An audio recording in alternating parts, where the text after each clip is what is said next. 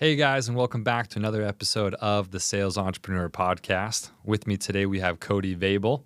Me and Cody have known each other for 7.5 years. Cody is the CEO and co-founder of Suntria.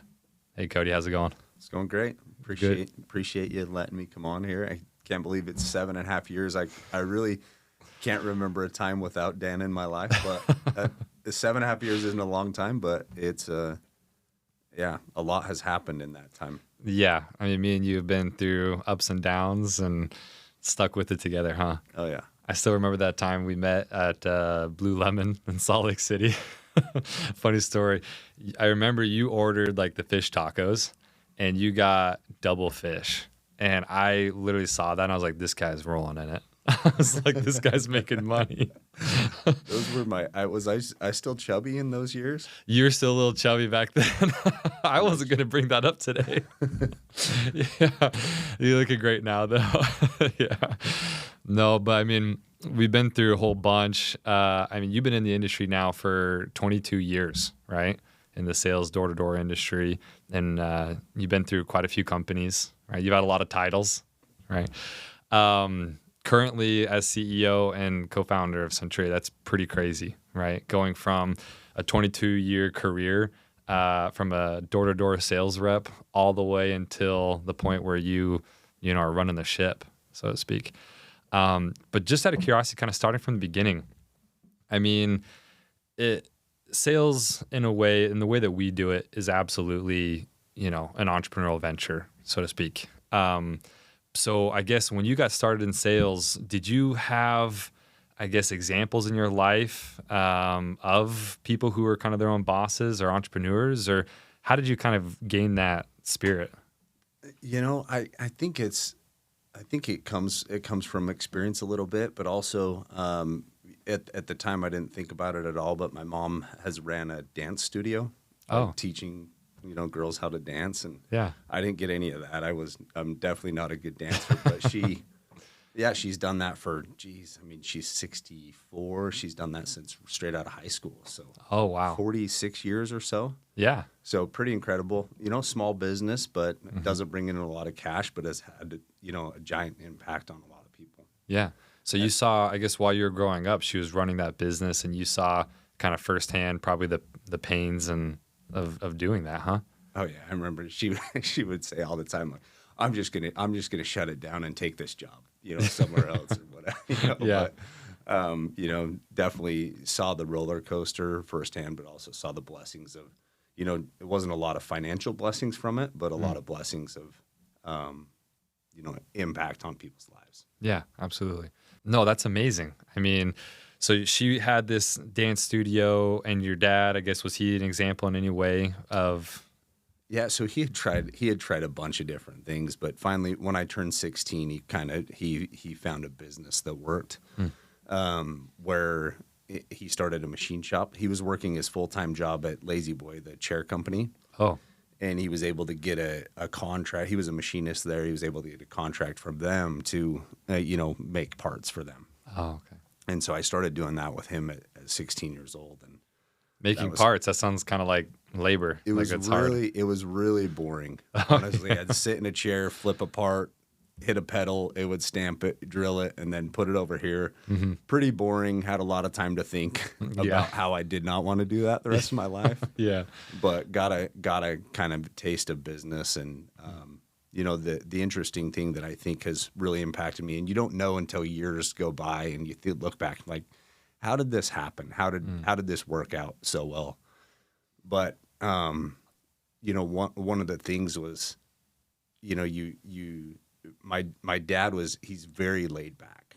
Mm-hmm. As a business owner, it's like, I can't imagine the amount of stress that I really caused him. But basically, he'd come in the mornings. He'd come Mondays after his job at Lazy Boy in the afternoon, and he would have the orders for the week. And he said, "Okay, Cody, this is what we got to get done for the week. I got to leave at 5 a.m. on Monday to take the orders in." I never had a schedule. I never had a work schedule, and so that had a big impact on me, because this is the work you've got to get done, and this is when it needs to get done. You do you, but get the work done. Yeah. I wasn't the one rule was I couldn't work on Sundays. There were multiple times though where I chose to have fun and not get the work done. And so I had to show up at midnight on Sunday night and work through the night to get the work done. But I never let him down, got the work done by 5 a.m. on Mondays, and sometimes got 2 hours of sleep before I went to school. But so well, I can that through high only school. imagine the lessons that you learned from that. I mean, I feel like as an entrepreneur, you don't have a boss, right? You have to self-manage. You have to manage yourself. You have to manage your time. And what teenagers learn that lesson in any other capacity than what you went through? So it's pretty amazing, though, that your dad, I guess, was kind of laid back. And it shows that he had a lot of trust in you, his son, a teenager, to get that all done.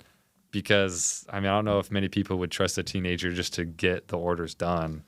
Well, and I think that it was more so that he knew if he pushed me that it would push me the other way. Oh. So kind of one of those people that if I'm told I can't do it, I prove to him I can, and if they tell me to do it, then I won't do it. So I think it was maybe a little bit of that. Yeah. So I guess you graduate high school. Was the idea of going to an hourly job with a fixed schedule, was that just horrendous then, since you had this kind of freedom before? I mean, I knew that I wanted to create something good. One of the things growing up is my parents had 8 kids. Wow. And so my dad was the fix everything, but our cars were always breaking down. He was always fixing them, or we'd have a family vacation and he's spending the whole time fixing the boat, And so I was like, okay, I am going to make enough money where I'm not having to fix a bunch of stuff on family vacation. So that was the start of the motivation. And then when I started doing sales, it just kind of clicked. Like, okay, there's an opportunity here. Yeah, I guess every sales guy eventually gets to this point where they decide, hey, you know what, I could do this long term. Usually it's not before their first summer. Usually it's a little bit longer down the line. Your story is amazing. You answered an ad in the paper. I've heard this a couple times, and you showed up and they just put you right to work. And I guess that kind of mentality that you had from high school kicked in, where you're like, hey, I just got to get this done, right? And so you go your first summer, and your second summer you decide. I guess that's the question, is you go out in your first summer, you have a good summer. When did you decide, like, hey, you know what? I can use this vehicle long term? Well, I think first off, I'll say, because there's going to be a lot of door-to-door type salespeople listening to this. I really never looked at it as a door-to-door sales job. I always looked at it as a business, as a way of making money. Just because the stigma around it from what customers think and all that. You know, I just didn't want that mental block at all. But I always just looked at it as it's just a business. I'm an entrepreneur. I'm building something great, and I'm building financial wealth for me and my family, and hopefully a lot of other people along the way. But I mean, it's still the same today. It's not like you have, it's not like I ever had this moment of like, because it's always going up and down. You're always riding the emotional roller coaster of like, I mean, even today, I have those days where I'm like, man, this is just so hard. I'm just going through it right now. Flashbacks to your mom with her dance studio saying, I'm just getting rid of it. I can go somewhere else. Yeah, I think I might have got that from her, but I think everybody has that, you every entrepreneur has that. And, I mean, I remember many times my first year, almost quit my second weekend, and, every year from then, it seemed like it was an annual thing, whereas like the first 2 weeks of the summer were really hard. And then you have like this moment of like, all right, nothing's changing. I've just got to change. And then you change, and then things go good for you. Yeah. It's been the same as a CEO of this company. Yeah. There's just, you always want more. You always expect more of yourself and your people. And, and really it just comes down to just putting in the work and saying, all right, I'm going to cancel out the noise and just put in the time and have a smile on my face. And over time, great things are going to happen. Yeah, I love that. I like how you say over time, great things are going to happen. I guess, through sales, most of us learn the lesson that, things aren't going to come right away, right? You have to put in the time, you have to put in the experience, and things will work out. And so I guess you kind of started growing pretty fast earlier on in your career. You're recruiting, you're bringing on business in a way. And then you get to this point where I think it was either your fourth or fifth year, you just, I don't want to say explode. Shout out to Trevor Frank. I think you recruited Trevor Frank, and then you guys just grow this massive book of business. It turns into a completely different job, doesn't it? Going from sales rep / manager, maybe even regional manager, you got a couple teams, to holy cow, we have 40, 50,000 more accounts going in a year, and all the sales reps that come along with that. Yeah, sure, the money is there, but you get paid really good at each one of those levels. And so what kind of was the big motivation for you going from level to level, like going from regional manager to vice president of Vivint, for example? Because sure, like money is always one motivating factor, but just because I know you so well, I know that that's usually not even your number one or two motivating factor. So what are those motivating factors that helped you keep going and growing? You know, I mean, as I think about it, the thing that comes to mind is I always had that little bit of a fear of losing what I had built.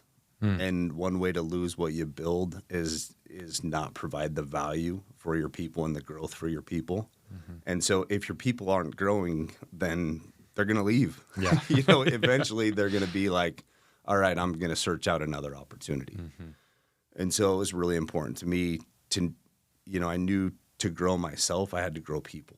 Right. So you were more focused on not necessarily growing your own organization, but it's like, hey, I brought these people on and I want them to succeed and I want them to grow. Well, it's all connected. If your people don't grow and they're not successful, I mean, your employees, any you know, if you're running a company, if you're in whatever it is, if your people aren't growing, you're going to lose them. Yeah. And so you've got to grow the business. You've got to grow the business and you got to grow the people. Well, I've been lucky. Because if you have good people, you know, you got to keep them around. Absolutely. And I've been lucky enough to be around for a long time. So I've kind of seen how you do it, how you help people grow. But maybe you can share a couple of things that you focus on to help people grow. I mean, one thing that's really important to me is that people do it the right way, which, you know, you have done it the right way. And that's why you've lasted so long and had so much success. But I also put a lot of pressure. Yeah. There's a lot of pressure and there's a lot of accountability and there's a lot of expectations. The expectations come from not like, I'm mad at you, I want to make more money, step it up. Never. No. It's just, I just know the benefits that come from it. You know, and there's just so many great things that come from doing something that's hard. And then you do it and you're like, oh, wow, that's why I did it. And you get the reward. Whether it's seeing somebody grow or it's financially or it's investing or whatever you learn, when you look back, you're like, okay, that's awesome. Yeah. Well, you said the right way. I mean, doing something hard is one thing, but doing something hard the right way is another thing. And you are notoriously known for doing things the right way. And so what do you think that means to do something hard in the right way? Well, I think that in society, it's kind of always been this way, but it gets a little bit more that way because everything you can just order. But a lot of people just think that they're just seeking easy. They're seeking the easiest, quickest way to do something, the quickest investment. You know, what's going to give me or, you know, in the sales industry, what company's going to pay me the most for whatever, but do you really get paid? Yeah. And so it's just staying to those disciplines of knowing, you know, a couple things that are really important to me as I started this company or, you know, got brought into this company is taking care of your employees and taking care of your customers. And sometimes doing those two, you have to make a lot of hard decisions that aren't popular, especially with salespeople, you know, but you got to make sure that whoever you're going to bring on that's going to finance the paper can pay you.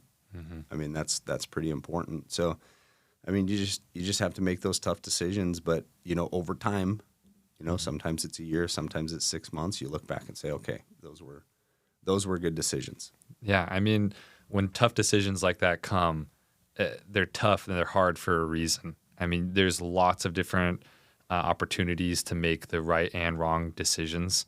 And constantly making the right decision is not easy in business. And sure, we all make mistakes. Like we think it's the right decision, and then it turns out, oh crap, that wasn't. But choosing to ethically and continuously make the right decision is something that you are well known for. I mean, here's the thing. I hitched my boat to the Cody Veibell train 7.5 years ago, and me and a lot of people like me have. And even those who aren't working directly underneath you only have, high things to say. No one will ever doubt that the book of business that you put on, not only you, but your massive organization, is a good book of business. And so I guess when a hard decision comes up, right, and you have to think about the customer, you have to think about your sales reps, you have to think about yourself and your family, and all these different factors are weighing on you. What kind of helps you? What's your North Star to making the right decision? You make the decision that's going to be the right decision in 5 years, not the decision that's going to be right today. Yeah. And so you got to think about the long-term sustainability of the company. Yeah. And, you got to be profitable. You got to stay in business. You got to pay people. You got to pay them on time. And you got to deliver a good product to the customer.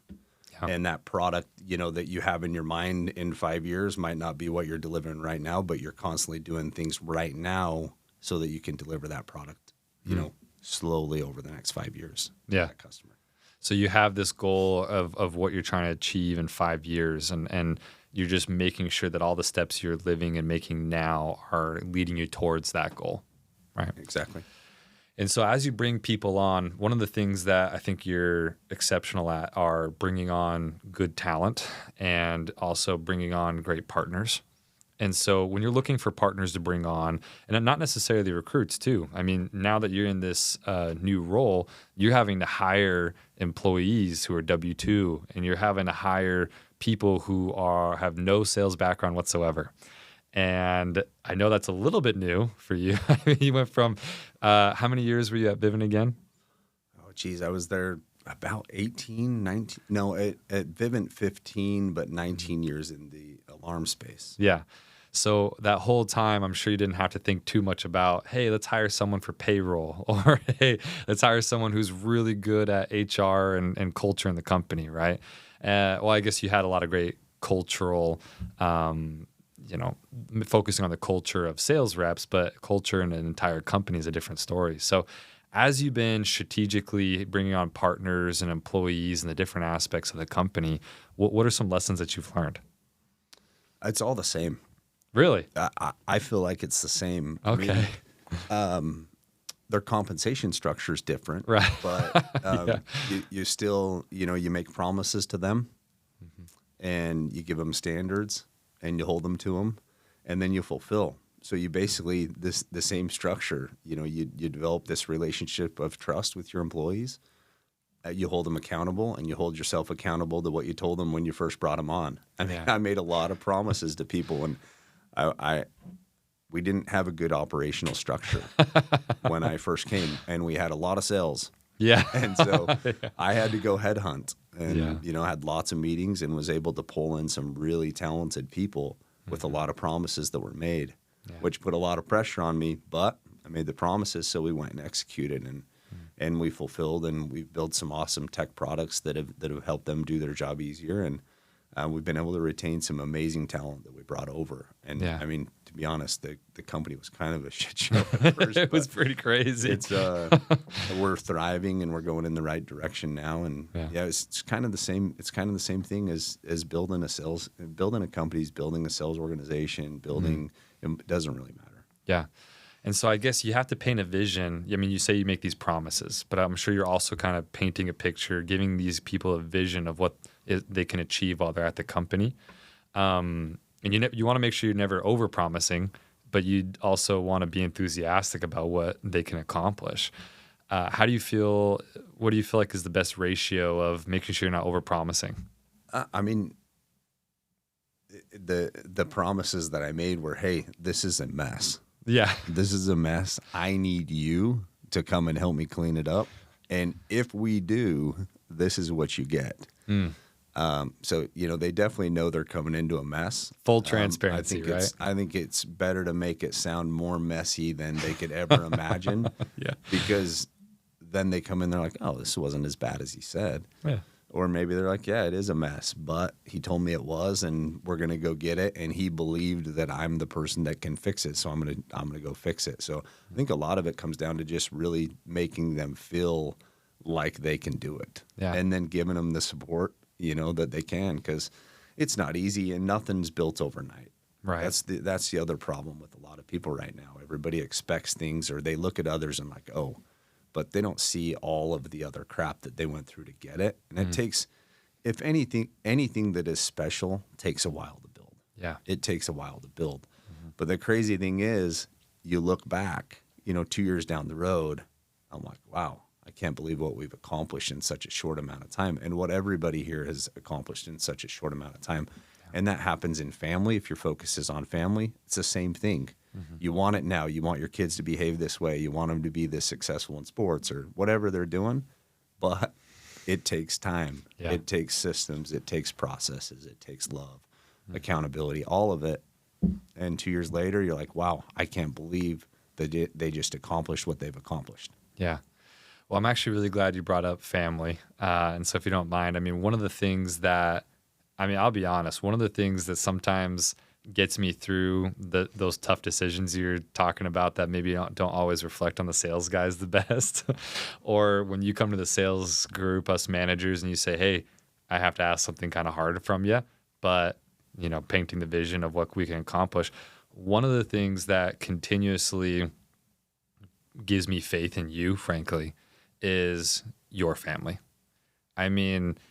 It's pretty remarkable, you, your wife, and your kids, the example that you set for me and my family and the other managers and their families is it's pretty awesome.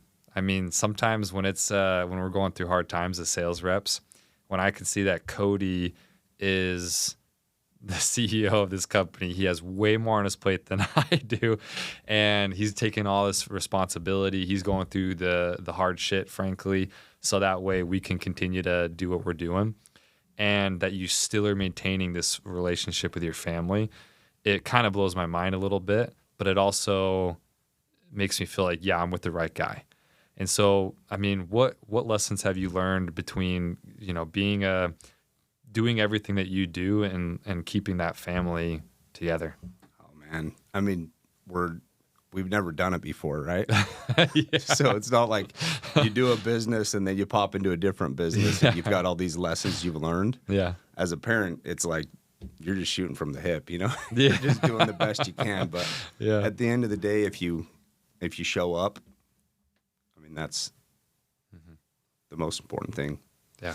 I remember when you first were dating Natalia, didn't we stay at my cabin, had like that leadership retreat, Yes. went sledding. Yeah. And now two kids later. And Yeah. so it's awesome. The most important thing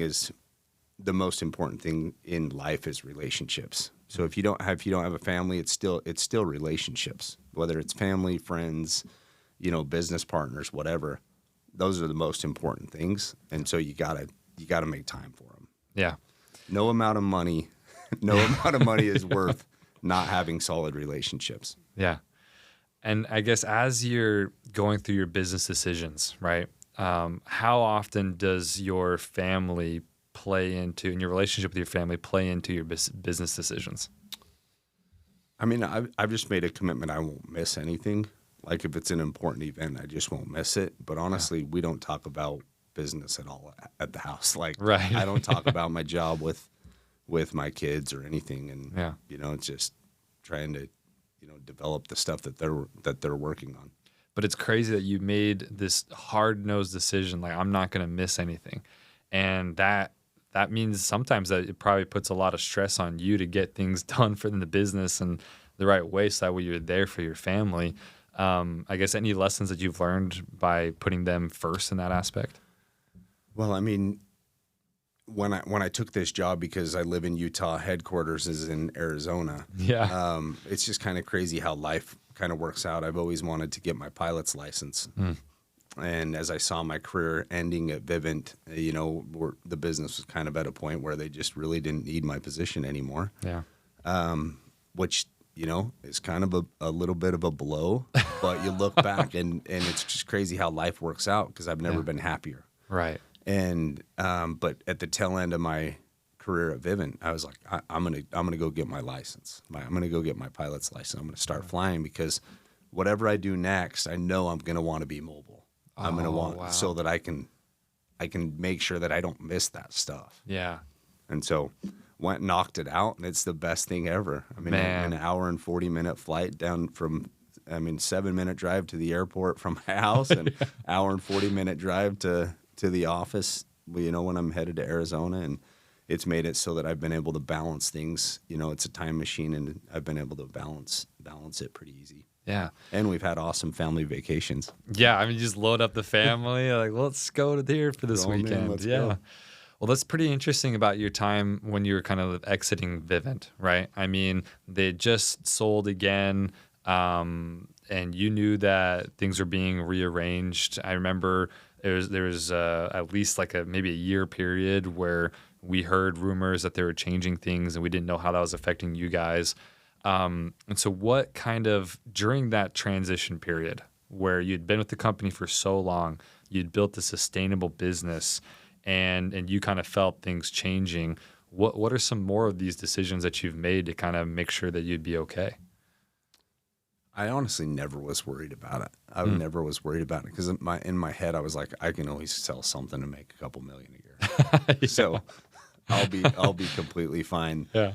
And so I never was concerned about what the future would hold for me, because I gained that skill set of being able to relate to people and sell them a product. Yeah, that's amazing. And so as things were kind of wound down, how did you pivot to this kind of ownership role? I mean, at Vivint, you were the vice president, one of the 7 and so forth. And you had much different roles and responsibilities there. Was it kind of like welcoming a new challenge and the excitement of a new challenge with this new company, or what kind of pulled you towards that direction? And it was about 6 months that I was retired, and you just have a lot of time to think. Yeah. And as I thought, I'm like, what do I really want out of the rest of my life?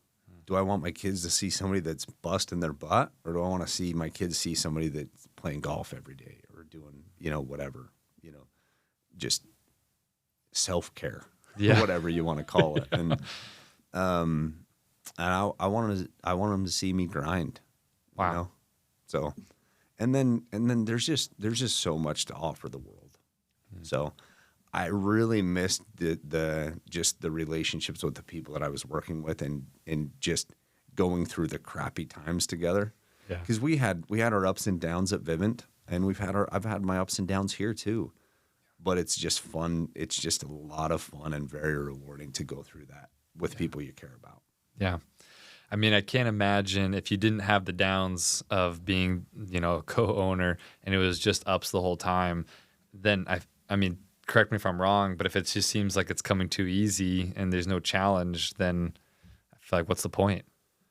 Well, and I mean, on Mondays we're working on quite a few companies together, and we have all of our EC meetings, our executive meetings on Mondays. And honestly, I'm just not a big fan of meetings. You got to check the box, and you got to know what's going on in the business. But man, I'm just feels just so drained, because I feel like I'm just not in the weed, just really making an impact on the business on Mondays. Right. But Tuesdays through Fridays, Saturday, I love, because I'm like, okay, I've got my list. This is the crap we got to get done. This is this is the impact it's going to have on the business. And so I just don't like that stagnant feeling. I like that feeling of just massive chaos. Yeah.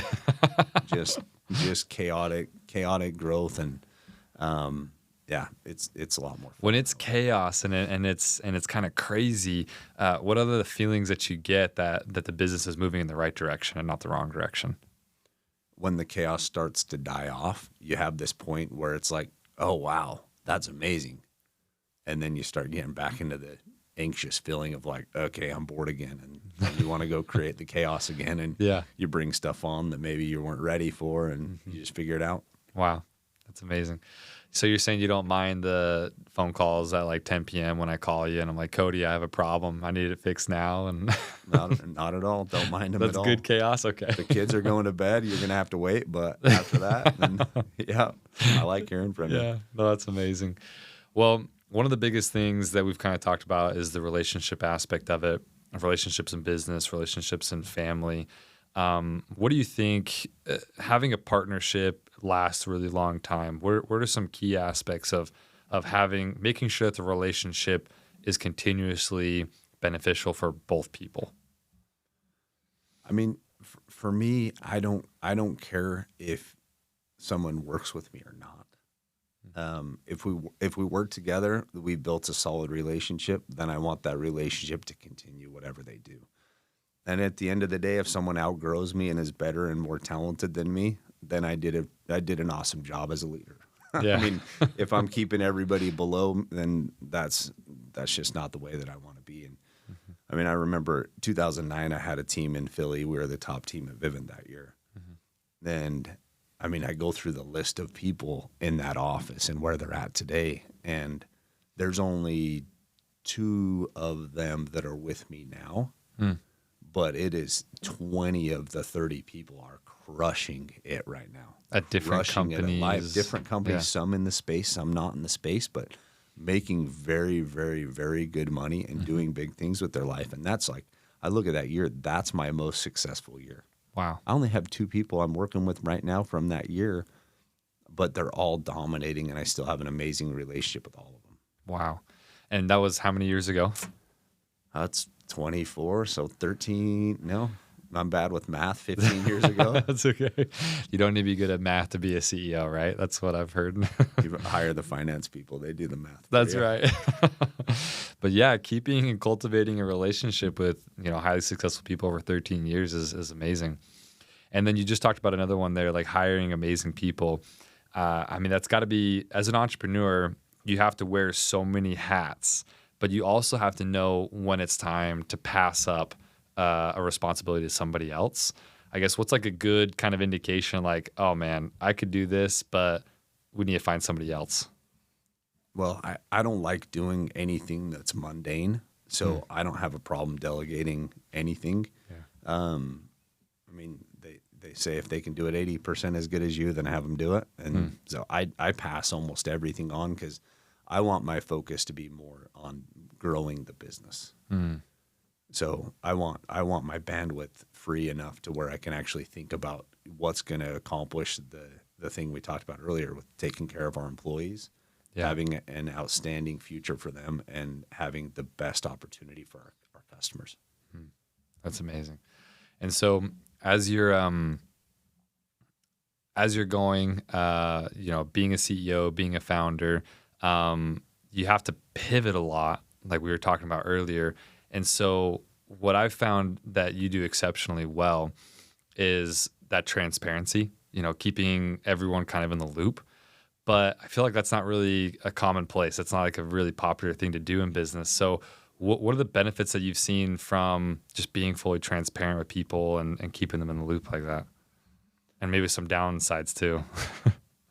I don't think there's ever a downside to over communicate. I think it's an area that a lot of people could really. I feel like I have a really good marriage, and I communicate my feelings. Yeah, and sometimes she might not like them, and and the more she communicates her feelings to me, it's easier for us to come to a middle ground. But if you bottle up your feelings and you don't really, then that's when it explodes or it becomes a problem. And so I just think it's important to over communicate. Then no one can ever be like, well, you never told me, or I didn't know. So if you feel strongly about something, I think it's completely okay to just say it. And but also you gotta understand that you might have to find a middle ground. But in business, I mean, you gotta just let people know. You gotta let people know what's happening, good or bad. Yeah, absolutely.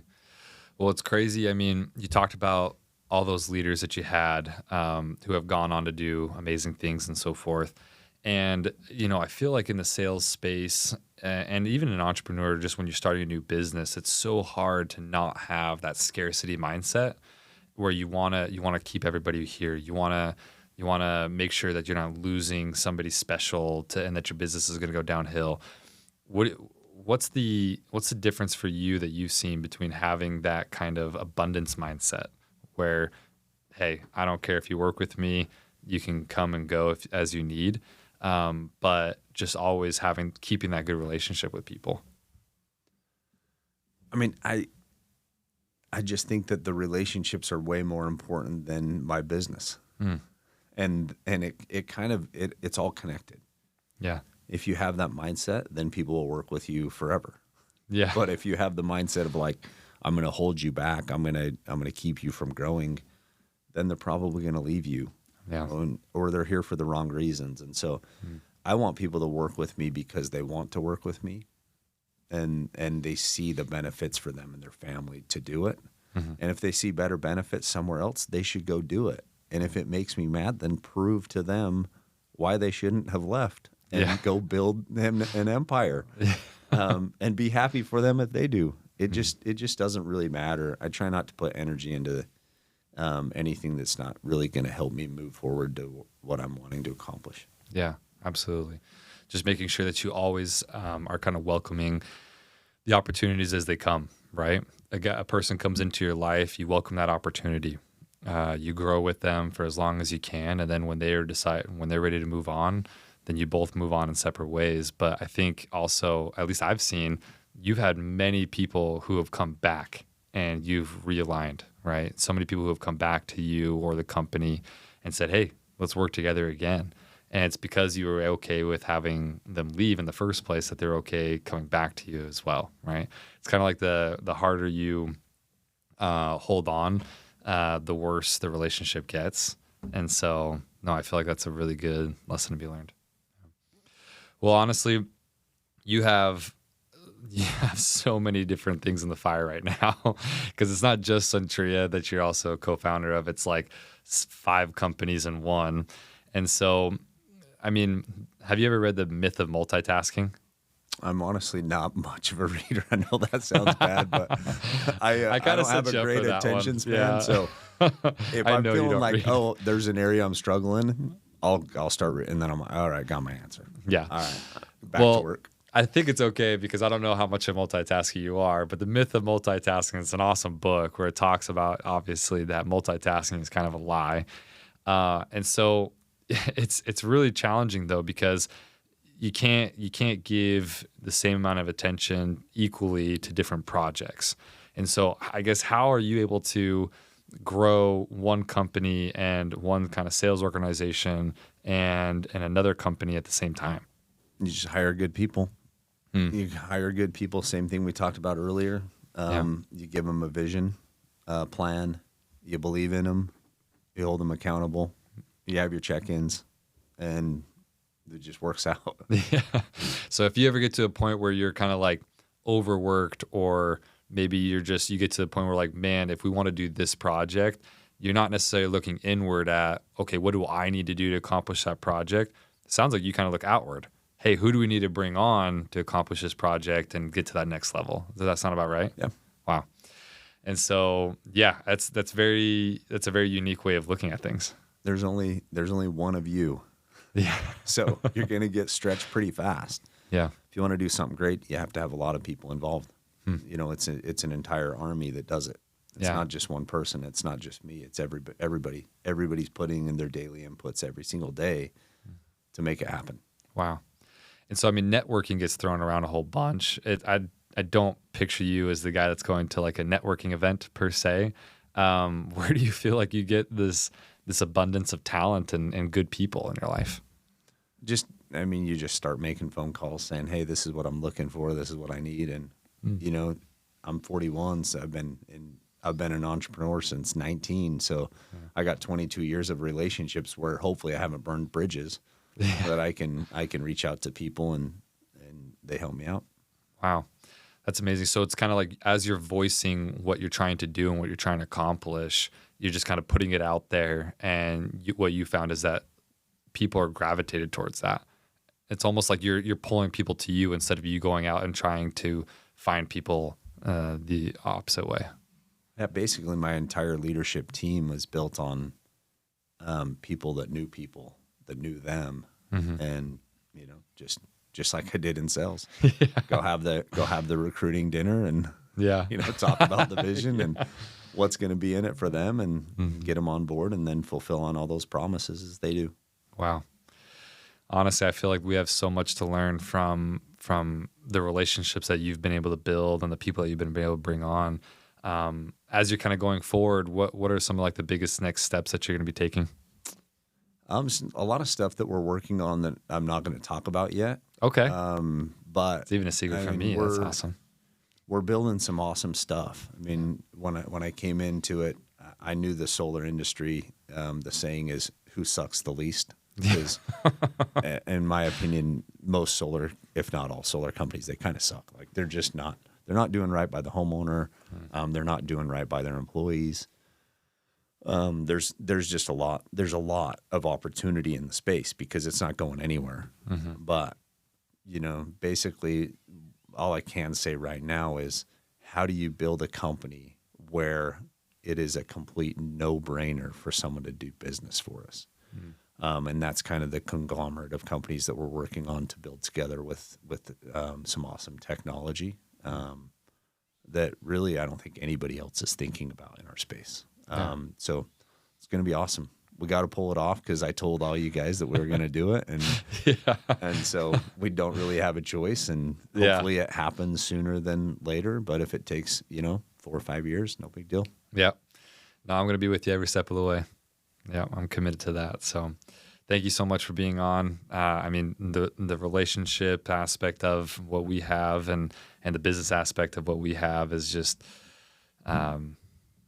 extremely valuable. So thank you for coming on. Been special. Yeah, been special 7.5 years. Excited for a ton more. See you grow, and I love that you're doing this, and I just can see that bounce in your step as you're taking, I guess a little bit of a leap in your career, doing something that's a little bit different. And I mean, I love that uncomfortableness. So thanks a ton for letting me be on.